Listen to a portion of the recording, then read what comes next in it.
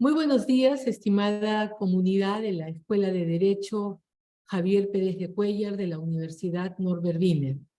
Para mí es realmente un placer dar la bienvenida a la profesora Sonia Rodríguez de Llamas, quien es una experta en Derecho de Mujeres, vamos a llamarlo de esta manera, y trabaja en la Universidad de Valencia de España, quien tiene la gentileza de venir ejecutando con nosotros un convenio de cooperación académica por varios años.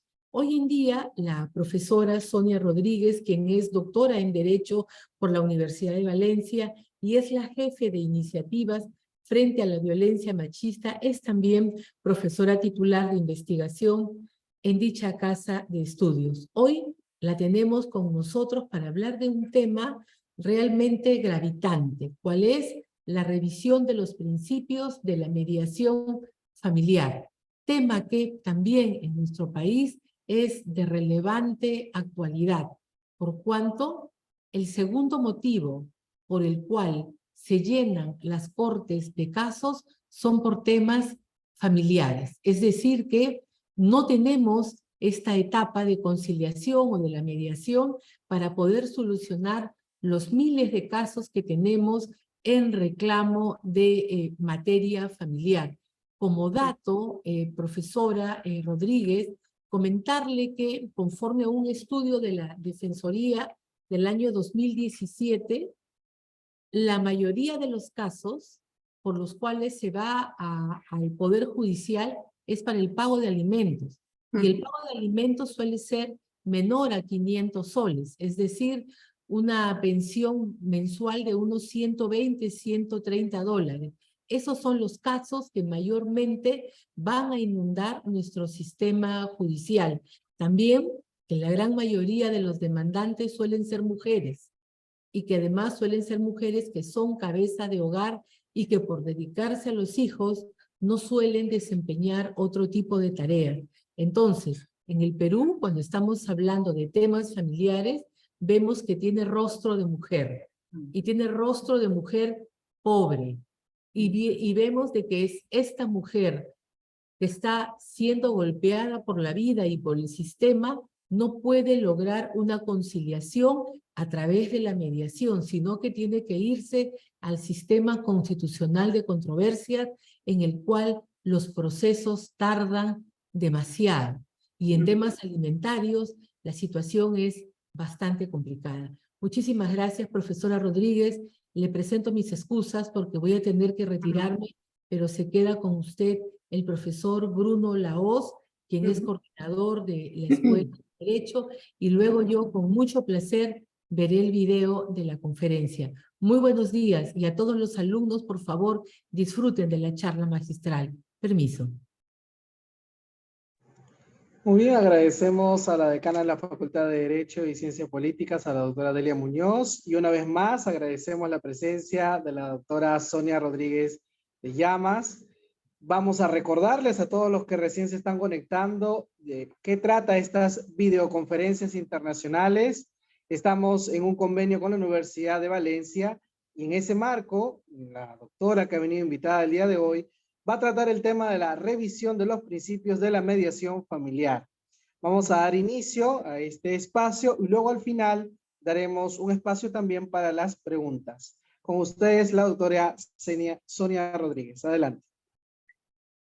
Bueno, pues buenos días a todas y a todos.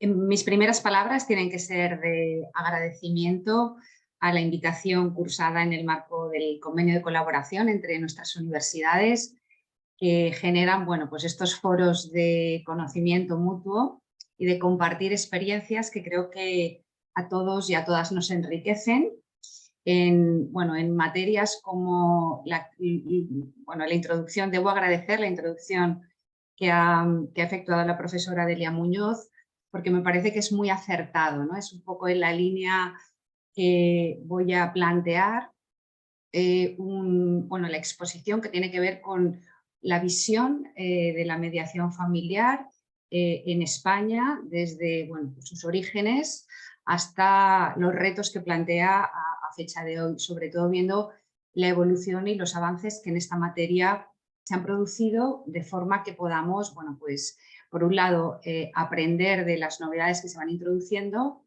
pero por otro lado, sin dejar de hacer un análisis crítico de pues el camino que queda por recorrer, en la medida en que sirva de impulso para, bueno, pues mejorar este sistema de solución de controversias. Voy a compartir la pantalla, creo que la pueden compartir ustedes de la presentación. No sé si lo tengo que hacer yo. Jacob, si nos puedes ayudar. Sí, doctora, puede compartir. Ah, la comparto yo, vale, perfecto.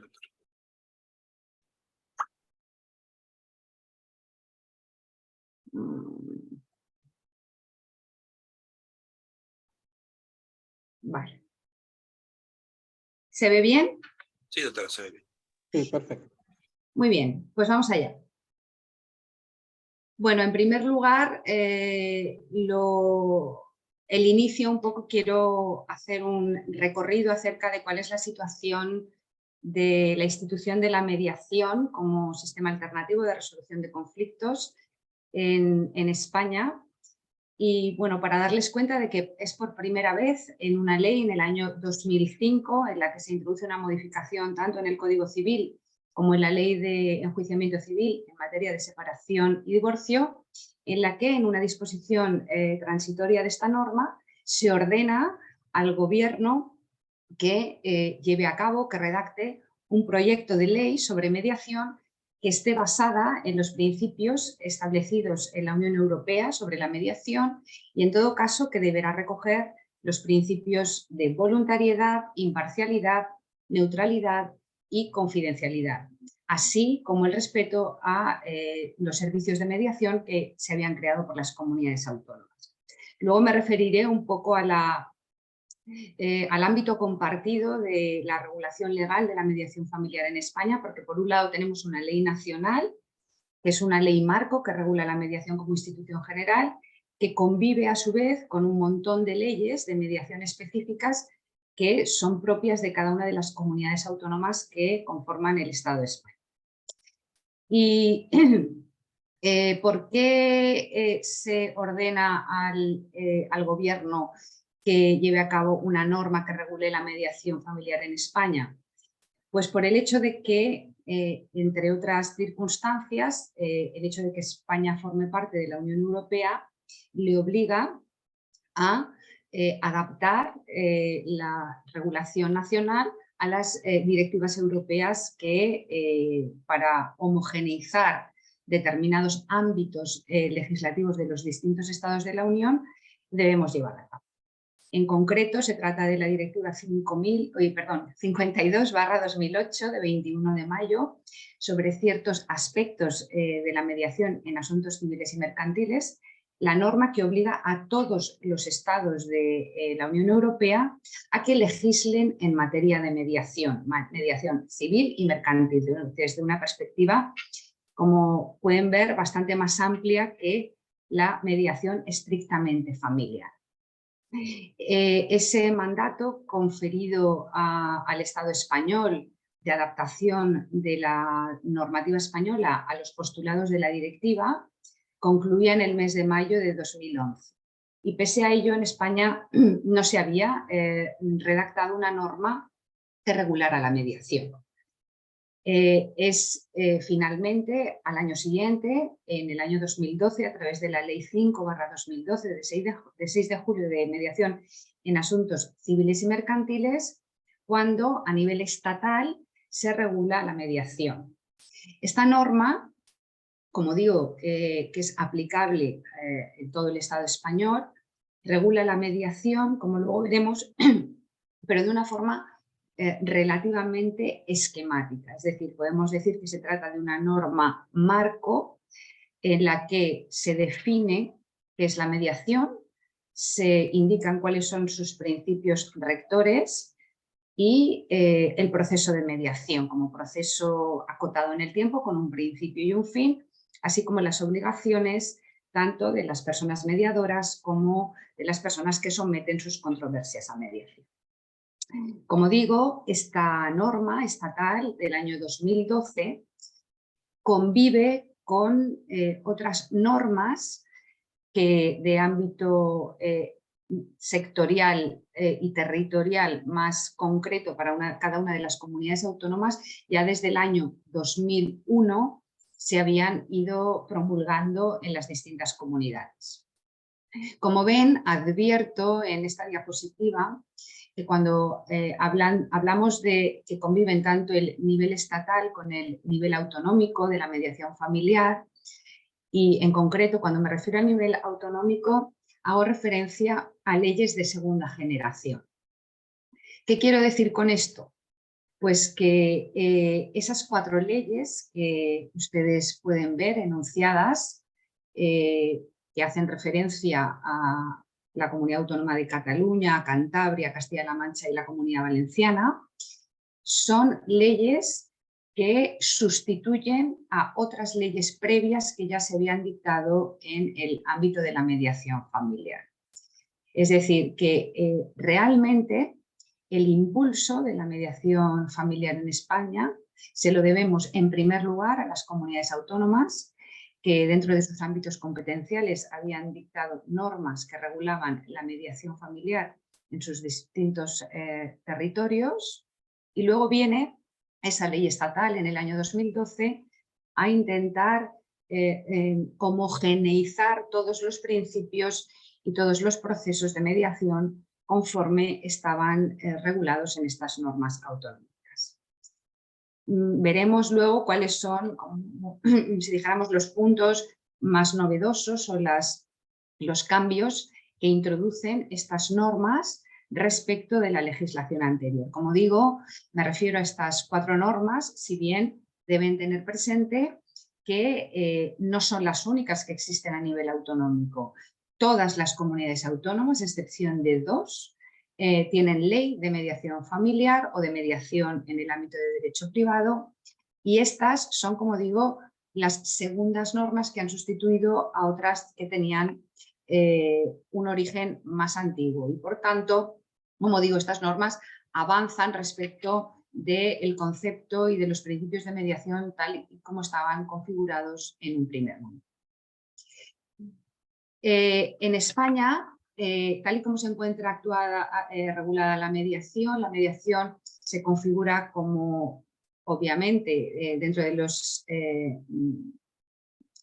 MASC o de los ADR, como sistemas alternativos al proceso judicial. Si bien a mí me gusta denominarlos más que alternativos, complementarios del sistema de justicia, porque veremos que los propios acuerdos que se adoptan tras un proceso de mediación familiar, si son homologados judicialmente o protocolizados notarialmente, van a tener carácter ejecutivo como cualquier otra sentencia. Por tanto, complementan el sistema judicial en ese sentido. Y luego, además, porque también está prevista la mediación como un sistema una herramienta que puede debutar en cualquier momento del conflicto, es decir, incluso cuando el conflicto ya está judicializado. Por tanto, complementa como una alternativa a la resolución de la controversia a través de una sentencia por el proceso judicial.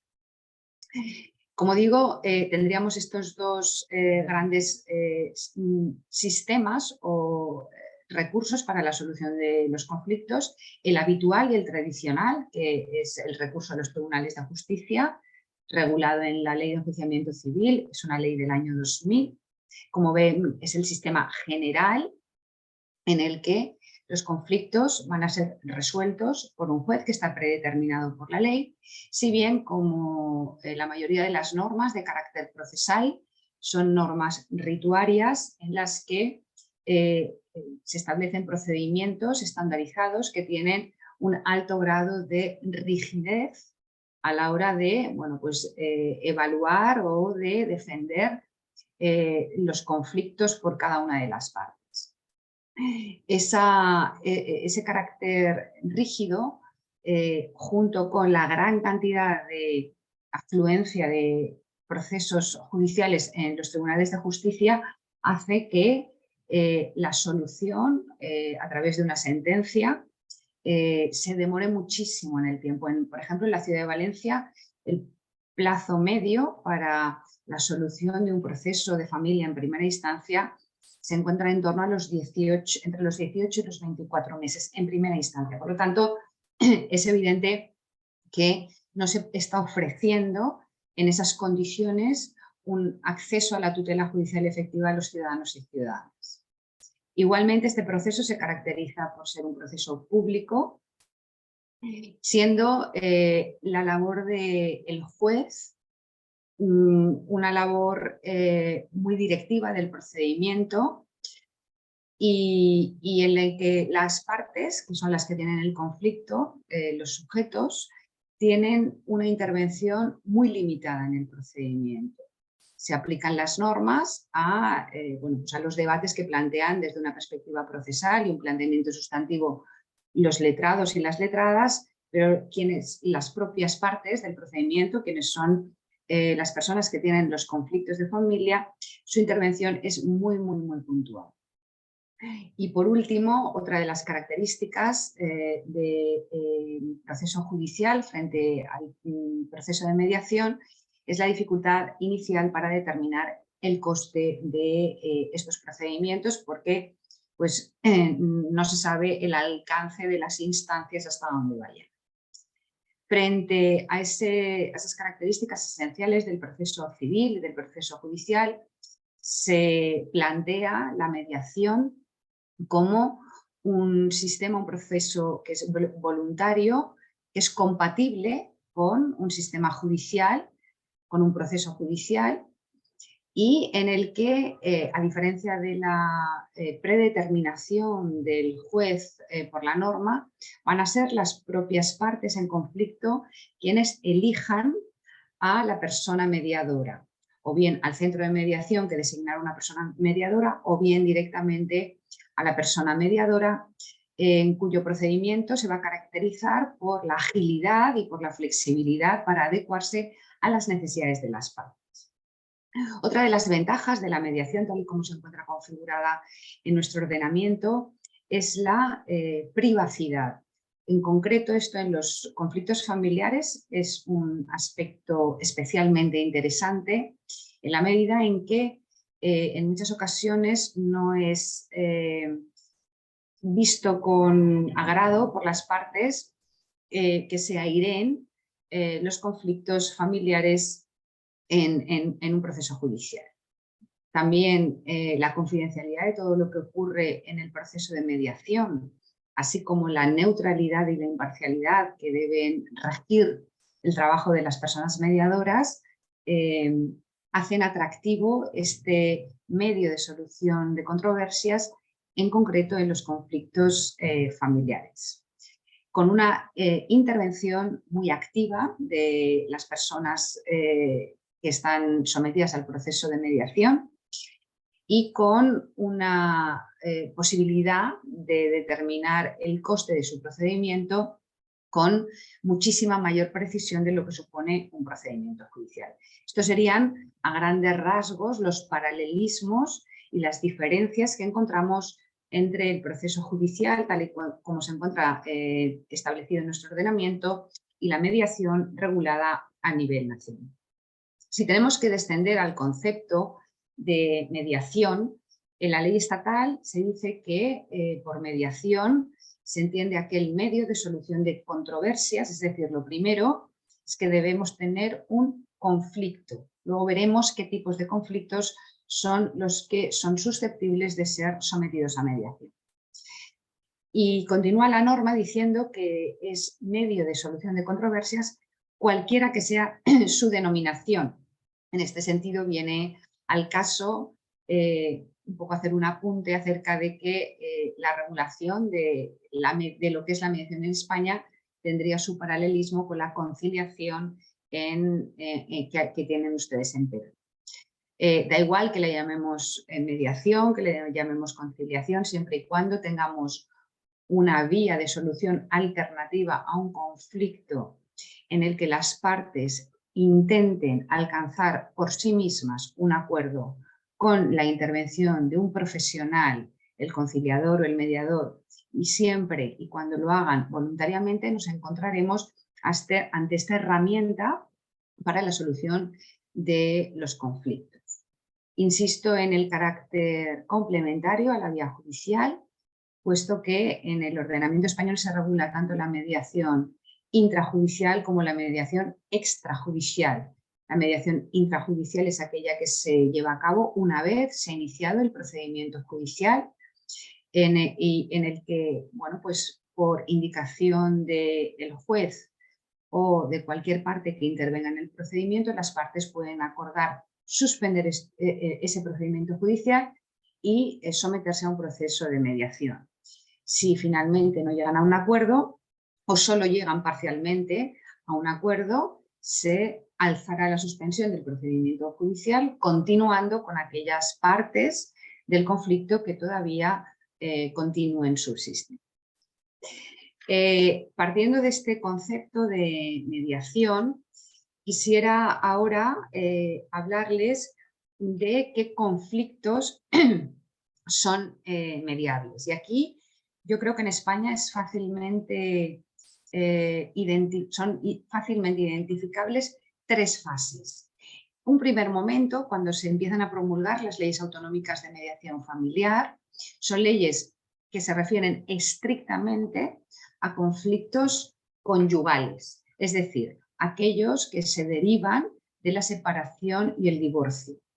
Y, por tanto, los conflictos que se someten a mediación tienen que ver principalmente con cuestiones relativas a la guarda y custodia, a la reclamación de alimentos, a la atribución del uso de la vivienda familiar y, en su caso, a la pensión compensatoria, así como las liquidaciones de los regímenes económicos matrimoniales. Es decir, que solo los aspectos que forman parte del convenio regulador de la crisis familiar, tanto en la separación como el divorcio, son los que en un principio se someten a mediación familiar, porque es el ámbito objetivo que contempla la norma.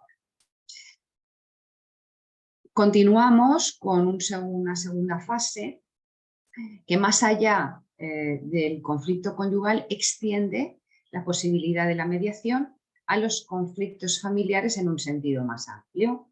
Es decir, ya no van a ser solo el marido y la mujer respecto de sus cuestiones familiares derivadas de la crisis familiar, sino que la mediación podrá alcanzar a problemas que tengan su seno, o sea, tengan su origen en el seno de la familia, pero con miembros de la familia extensa, los abuelos, padres, tíos, primos, incluso personas allegadas a la familia, en aquellas situaciones en las que, como consecuencia de la estrecha vinculación relacional entre esas partes, surjan conflictos que sean susceptibles de ser mediados. Y además, más allá, insisto, de la familia nuclear, se extiende la mediación dentro de los conflictos familiares a aspectos que tienen que ver, pues, con el cuidado de personas dependientes en el ámbito familiar, conflictos generacionales de violencia filioparental, conflictos derivados de herencia, incluso un aspecto particular, como puede ser el conocimiento o abordar los problemas que pueden surgir en el conocimiento de los orígenes biológicos en el ámbito de la adopción. Esta segunda fase, o sea, se evidencia que la mediación está generando muy buenos resultados y, por tanto, el legislador español, en el ámbito autonómico, pero también en el ámbito estatal, se plantea que la herramienta de la mediación puede ser muy adecuada para resolver conflictos más allá del ámbito familiar. Es decir, pasamos del conyugal al familiar y del familiar a esta tercera fase, en los que ya la norma o las normas de las comunidades lo que dicen es que son viables la solución de conflictos a través del mecanismo de la mediación en todos aquellos supuestos en los que se haya producido una ruptura de la comunicación, sobre todo cuando las partes deben mantener relaciones en el futuro. Esto es evidente que ocurre en el ámbito familiar, pero como digo, se va más allá de ese ámbito puramente familiar, extendiéndose la mediación a todos los ámbitos de derecho civil y mercantil, siempre y cuando, como es lógico, nos encontremos ante cuestiones que sean disponibles por las partes. Ese es el límite que encontramos al objeto de la mediación. Pero como ven, podemos decir que sí que se produce una evolución que va avanzando la mediación hacia ámbitos objetivos cada vez más amplios, teniendo eso a su vez reflejo en la normativa que va regulando la mediación. También en estas leyes que les indicaba de segunda generación, de estas comunidades autónomas que podemos considerar más avanzadas, se han establecido distintos cambios o puntualizaciones o modalizaciones de lo que consideramos principios básicos de la mediación. Yo creo que el principio más característico de la mediación es el principio de la voluntariedad. Es eje de la mediación y supone que tanto las partes como la persona mediadora solo van a someter el conflicto a mediación si lo hacen de manera voluntaria. De forma tal que ese principio de voluntariedad se manifiesta tanto en la voluntad de decidir iniciar el proceso de mediación, así como de abandonarlo si una vez iniciado el procedimiento advierten que no es su voluntad continuar en ese procedimiento. Este principio, que es esencial en el ámbito de la mediación familiar, ha sido cuestionado porque, ha sido cuestionado. Ha habido voces desde los orígenes acerca de si era razonable que el principio de la voluntariedad fuera tan necesario en el ámbito de la mediación.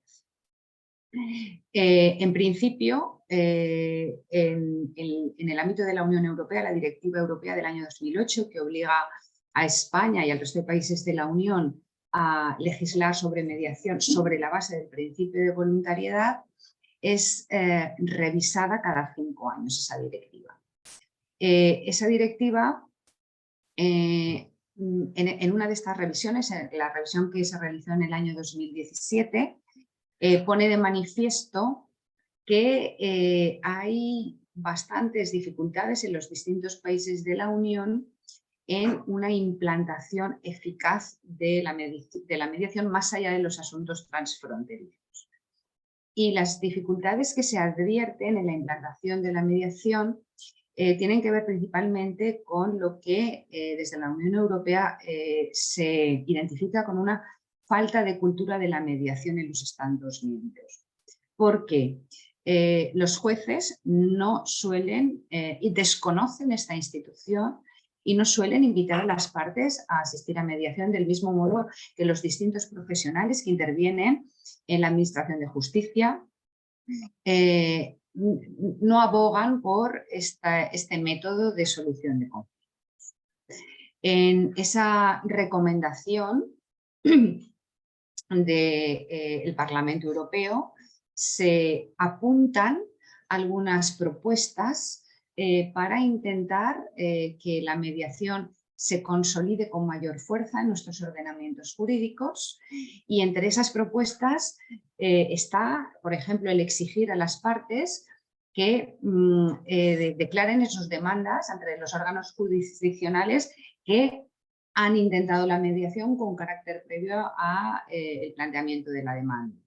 O bien que se planteara la necesidad de que las partes, antes de ir al proceso judicial, se sometieran con carácter obligatorio a una sesión informativa. O la obligación de los órganos judiciales también de considerar la mediación en todas las fases de los procedimientos judiciales, especialmente en materia de derecho de familia.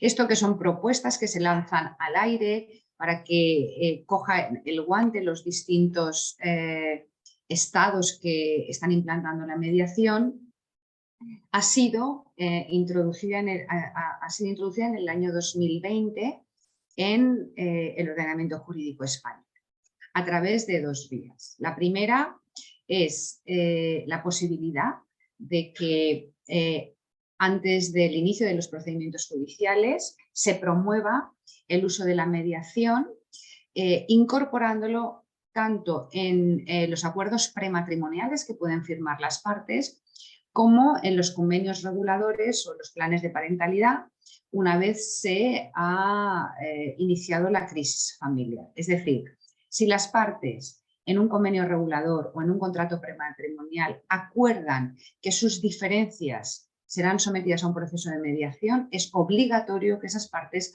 acudan a mediación con carácter previo a la vía judicial. En caso de que así lo hayan consignado, como digo, es obligatorio, no admitiéndose por los tribunales una demanda en la que simplemente haya habido una negociación entre los letrados para intentar llegar a un acuerdo.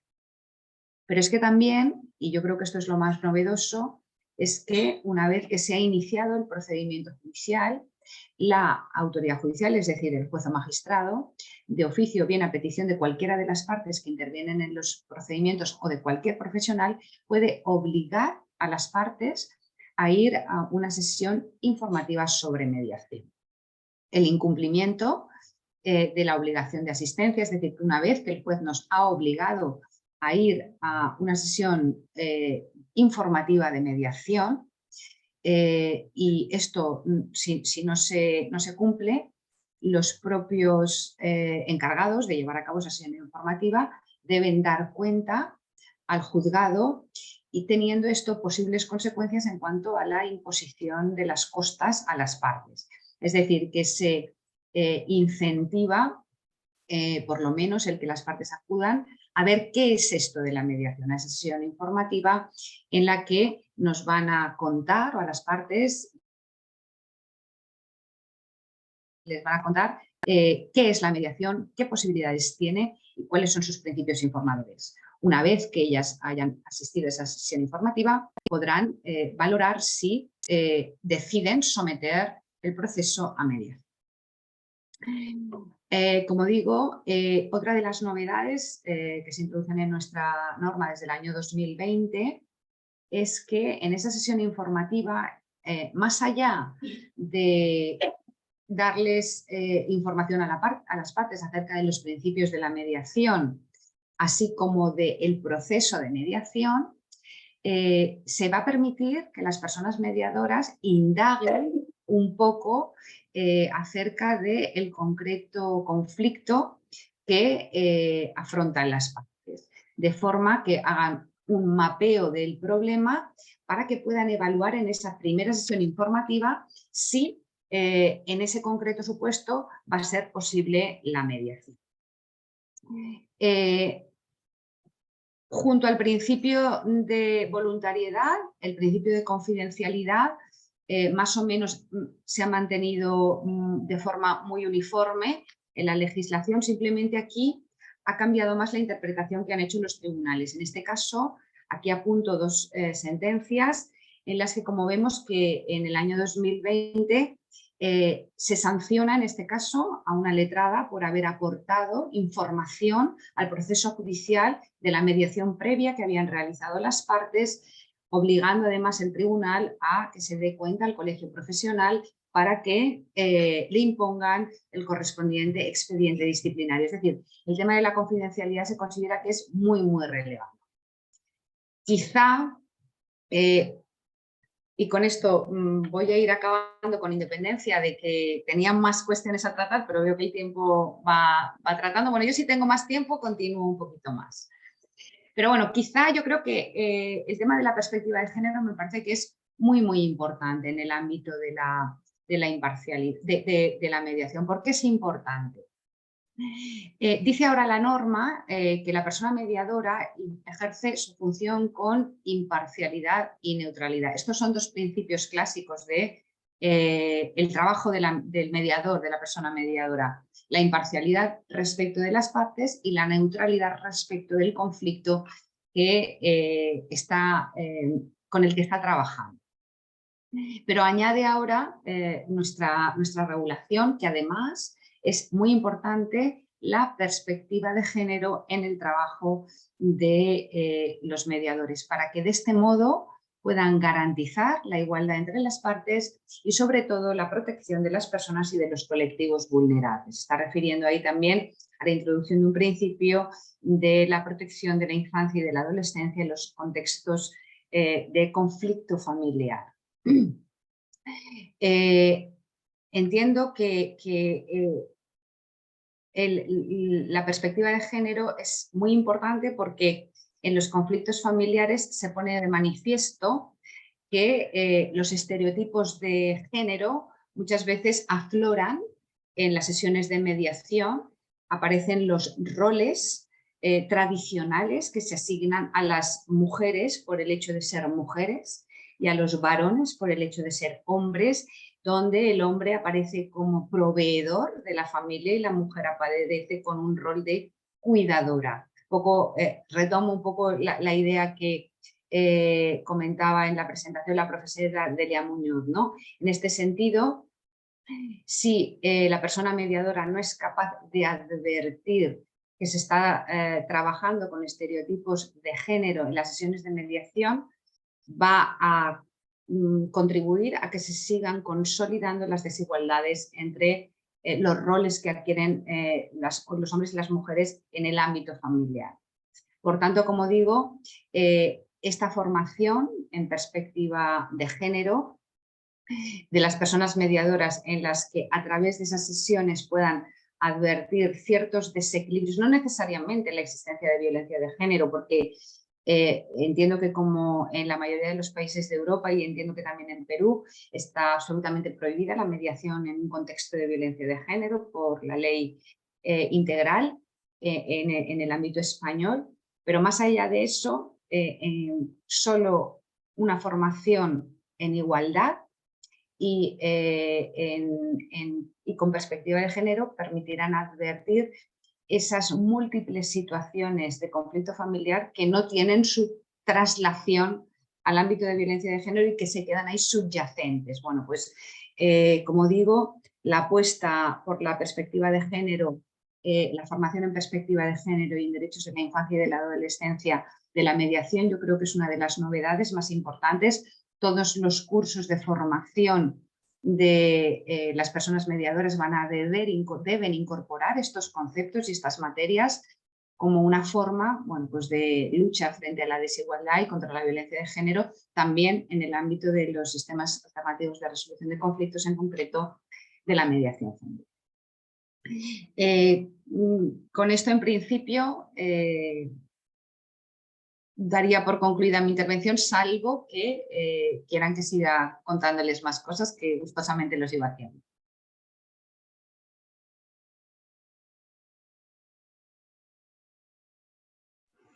Muy bien, Sonia. Yo creo que todavía te quedan unos minutitos como para redondear este tema, que me parece el complemento interesante desde nuestra perspectiva, que no lo teníamos.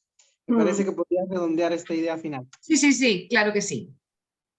Aquí me había explayado un poquito más en la presentación. Y bueno, un poco por darle un poco más de forma, como digo, el género obviamente va más allá de las diferencias biológicas entre un hombre y una mujer. El género femenino y el género masculino implican características psicológicas y conductuales que son un constructo social, ¿no? Y que definen cuáles son los roles culturales en cada momento. Estos roles lo que hacen es que asignan una función a los hombres y a las mujeres en función de su sexo y por tanto se consolidan lo que conocemos como estereotipos de género. Se trata de esos modelos o patrones de conducta que establecen ese patrón según el cual se debe actuar. Hasta tal punto es así, y esta diferenciación de roles está tan instaurada en nuestra sociedad patriarcal que las personas que actúan más allá o fuera de esos patrones son vistos de una forma negativa. Eso es algo que en principio la madre que no cuida a sus hijos es una mala madre, o el padre que se queda cuidando a los hijos no es un buen padre porque no está proveyendo de medios materiales para atender a esos hijos e hijas. Por eso digo que el sentido de la perspectiva de género y tener claro cuáles son estos conceptos y cómo forman parte de las relaciones sociales y por tanto también de las relaciones familiares que forman parte también del ámbito de la sociología. Como digo, la formación y la función del mediador, que debe actuar como un facilitador neutral, ayudando a que las partes no se relacionen a través de sus patrones, advertir que están trabajando con patrones estereotipados y realmente trabajar más que desde esos patrones a través de reconocer puntos de vista diferentes y reflexionar sobre las acciones y responsabilidades de cada uno, pudiendo generar acuerdos creativos más allá de lo establecido siempre, o sea, más allá de lo que estamos acostumbrados a que sea. En este sentido, por ejemplo, yo creo que el tema de la coparentalidad y la custodia compartida en España, que es un tema que está muy implantado, ha ayudado mucho a un poco romper con estos patrones, pero desde una perspectiva de la solución de los conflictos judiciales. La idea ahora es trasladar todos esos principios que se han dado en el ámbito judicial al ámbito de la mediación. Así que es además el foco en el que tendría que estar. La mediación familiar es precisamente una filosofía de gestión del conflicto basada en el pacto, en la tolerancia y en la igualdad, y por tanto debe cuestionar, como digo, esos roles tradicionales y las limitaciones que imponen a todos los miembros de la familia, integrándolos en su teoría y en su práctica. Porque si no lo hacemos así, sin dicha práctica, seguiremos manteniendo situaciones de discriminación en la estructura familiar que nos impedirán afrontar los conflictos de forma diferente. Los mediadores y los conciliadores en Perú debemos ser conscientes de todos los problemas que pueden originar los sesgos de género y facilitar el equilibrio en el proceso de negociación, porque solo así estaremos cumpliendo adecuadamente con los principios de neutralidad e imparcialidad que forman parte de la esencia de la institución de la mediación. Bueno, aquí estamos un poco empezando con este tema, se están empezando a diseñar los cursos con los temarios que tienen que ver con todo el tema de la perspectiva de género en la mediación y en el conflicto familiar. Y bueno, en breve yo calculo que a la vuelta del verano, o sea, en torno al mes de septiembre, empezaremos a impartir cursos en el que estas materias formen parte de la esencia de la formación del profesional de la mediación. Ahora sí.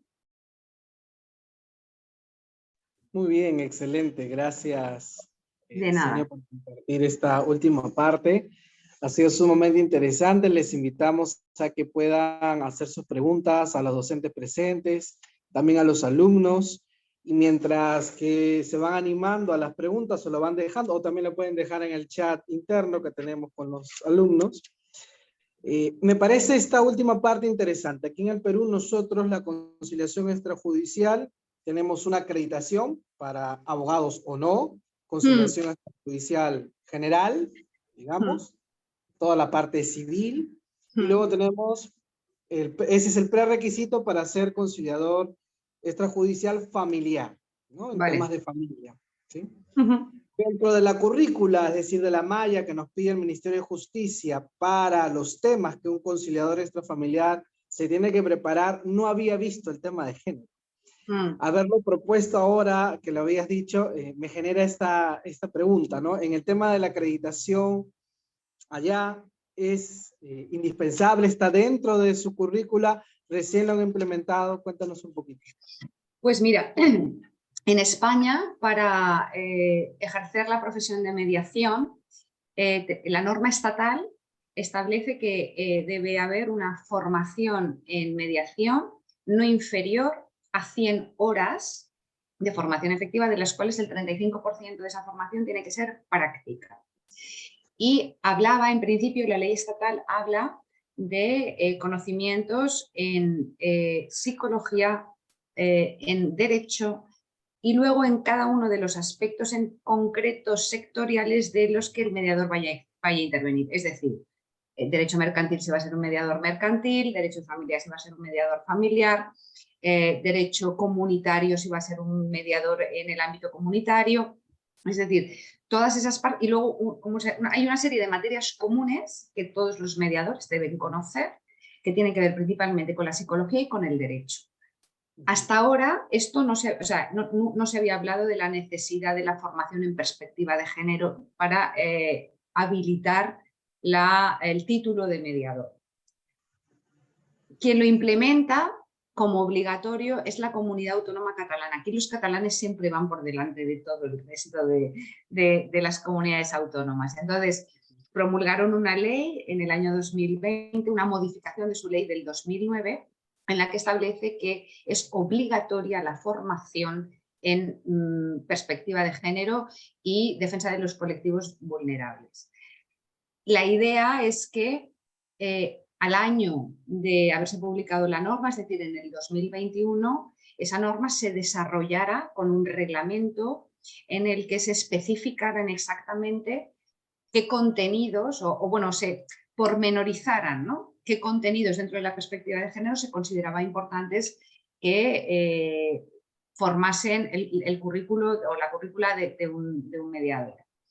No se ha desarrollado todavía la norma. Entonces, en principio, sí que decir que todos por ejemplo, los cursos de posgrado, los másteres, los cursos de especialización en mediación que se están ofertando por instituciones públicas y privadas, todos están introduciendo la perspectiva de género, sin duda.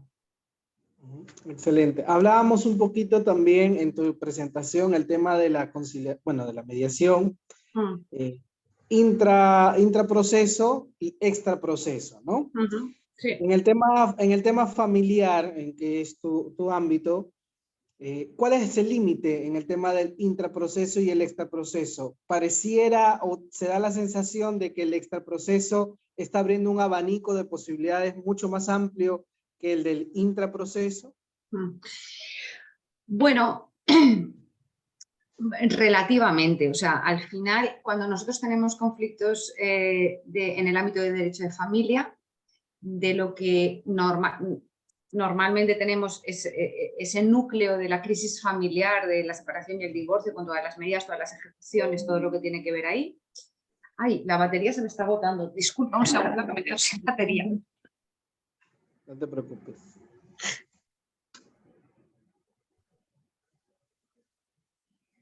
Ya está. Nada, son los gajes del en vivo. Sí, ¿no? A ver, lo que pasa es que ahora nos veo yo.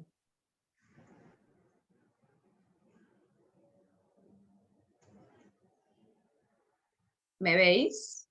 Sí, sí. Te vemos y escuchamos perfectamente. Vale, bueno, es que pues yo no os veo, pero da lo mismo. Bueno, pues lo que os venía diciendo es que en el ámbito de los conflictos que están... al final, en España lo que determina que una mediación sea intrajudicial o sea extrajudicial no es tanto el tipo de materias que pueden abordarse, sino el momento en el que se produce. Es decir, si yo tengo un procedimiento judicial iniciado, el juez me deriva a mediación o bien las partes voluntariamente deciden, por la razón que sea, someter el conflicto a mediación, estamos hablando de una mediación intrajudicial. Se suspende el proceso judicial y normalmente lo que ocurrirá será que cuando las partes llegan a un acuerdo, ese acta en la que se ha recogido el acuerdo se homologue por el juez. Y en los casos que hablamos de una mediación extrajudicial son aquellos en los que no tengo procedimiento, bien porque no lo voy a tener nunca, bien porque sea una cuestión que no necesariamente requiera de una sentencia, como sí ocurriría, por ejemplo, en el caso de una separación o un divorcio. Por ejemplo, el típico caso de que tenemos unos padres que se han hecho muy mayores, que son cada vez más dependientes y necesitan ayuda o la asistencia de la familia. Y cada una de las personas que tienen que intervenir en cada uno de los miembros, cada uno de los hermanos o de los hijos, entienden que una opción es la mejor. Unos piensan que es mejor llevarle a una residencia, otros piensan que es mejor turnárselos entre cada hermano una semana, y otros piensan mejor que contratar a una persona que los cuide en su casa. Bueno, finalmente, si tras un proceso de mediación se llega a un acuerdo, el que sea extrajudicial, ese tipo de acuerdo no es razonable que necesita o requiera de un refrendo judicial, ni siquiera de una protocolización notarial, porque hablamos de un tipo de conflicto más de gestión de la vida que de que vaya a tener a lo mejor consecuencias patrimoniales. Pero bueno, en cualquier caso, para la mediación extrajudicial lo importante o requisito esencial es que hablemos de materias que sean disponibles por las partes, y a partir de ahí la creatividad y la vida, que muchas veces, la realidad que supera muchas veces la ficción, van a poder bueno, pues ponernos de manifiesto muchísimos problemas o situaciones que a lo mejor uno no sería capaz de creer que pueden darse y son susceptibles de mediación. ¿Qué pasa? Creo que aquí los juristas estamos un poco más siempre mediatizados por el ordenamiento jurídico. Yo me he dado cuenta que cuando intervienen mediadores procedentes de otras áreas como de la psicología o del trabajo social, ellos no se hacen tanto problema con si es legal o ilegal, si puede ir a un procedimiento judicial, sino porque ellos, su formación es siempre al margen del ordenamiento jurídico. Obviamente que habrá acuerdos que deban documentarse y que deban protocolizarse y que deban, incluso por la posibilidad de una hipotética ejecución judicial. Pero muchas veces las partes no lo necesitan. Entonces, si no lo necesitan, en principio, la posibilidad de someter conflictos a mediación extrajudicial es ilimitada siempre y cuando se trate de materias disponibles. Ese es mi... y a propósito de esta pregunta que te he hecho, Martín Colchado, quien es uno de nuestros docentes, te hace una pregunta en el chat. ¿Y qué tan efectiva es entonces? Si es que la mediación, en el caso judicial o extrajudicial, está teniendo el impacto con el espíritu que se creó. Un comentario que hace él es que en el Perú es un prerequisito, y al ponerlo como prerequisito lo hacen por cumplir, pero no realmente porque va a generar ese puente que se espera para resolución efectiva antes del juicio. Entonces, no sé cómo... Sí, coincido. Por eso yo creo que eso es uno de los, para mí, de las prevenciones que hay con el tema de la voluntariedad y la voluntariedad mitigada. Es decir, si yo introduzco la necesidad de que las partes me digan que han ido a mediación antes como requisito de procedibilidad, es decir, si no, no puedo interponer la demanda o me van a inadmitir la demanda, corre la suerte de convertirse en un papelito que tengo que obtener para poder presentar una demanda. Por eso, a mi juicio, yo creo que lo que se está haciendo mejor en el caso de España es que no tanto es que se requiera como que las partes consideren que, o sea, justifiquen que han ido a un proceso de mediación, o sea, que han ido, sino que tienen que ir a esa sesión informativa. Esa sesión informativa en la que lo único que les van a contar es qué es la mediación. Además, ahora en España se incorpora la posibilidad de que en esa sesión informativa, que a priori o en un primer momento solo se hablaba de qué es la mediación, qué principios tiene la mediación y cómo más o menos funciona y qué alcance tiene, ahora a esa sesión se puede incorporar lo que comentaba en la exposición, el mapeo del conflicto, de forma que es lo que nosotros antes le llamábamos sesión previa, en el que ya un poco las partes ven a su propio conflicto cómo le podría afectar una hipotética mediación. Es decir, tienen una visión más cercana de las ventajas que les puede suponer la mediación en ese conflicto, en su conflicto en concreto. Entonces yo creo que ahí, por eso, la formación de los mediadores, hacer buenas sesiones informativas en las que realmente se transmita la cultura de la mediación y no un requisito sin más como cualquier otro, es lo que puede hacer, o lo que por lo menos en el ámbito europeo, por lo que se apuesta, ¿no? Porque vamos a establecer esas sesiones obligatorias y no desvirtualizamos la característica de la voluntariedad en este tipo de procesos, pero vamos sembrando bueno, cultura de mediación, junto con otras medidas adicionales, pues como las mediaciones en los centros escolares, o un poco ir introduciendo la mediación desde edades tempranas de las vidas de las personas, ¿no? Así es. Aquí, bueno, aquí en nuestra escuela, Norberviner, y con esto cierro, promovemos esta cultura de paz, esta cultura de mediación, esta propuesta para que el abogado no solamente salga con la perspectiva del abogado litigante, sino un abogado del siglo XXI también tiene que tener estas habilidades, ¿no? De ser puentes comunicativos para las partes, para nuestros clientes y darles otras alternativas. Y me parece genial haberte tenido el día de hoy, Sonia, haber compartido este espacio. Y nada, sí, esta es tu casa para cuando quieras y poder tenerte en otro momento, y sobre todo en este tema de perspectiva de género que me ha parecido genial. Muy bien, pues nada, muchísimas gracias a todos vosotros. Para lo que necesitéis de mí, tenéis mi correo electrónico y nada. Y nada, y si no nos vemos en Perú, pues nos tendremos que ver a través de Zoom. ¿Qué vamos a hacer? Vamos a ver y a ver si nos visitas por acá.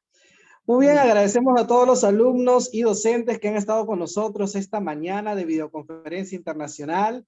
Agradecemos a la profesora doctora Sonia Rodríguez de Llamas, doctora invitada de la Universidad de Valencia, y les recordamos a todos que este video lo van a poder rever, mirar de nuevo a través de nuestras redes, ¿no? Muchísimas gracias, un abrazo.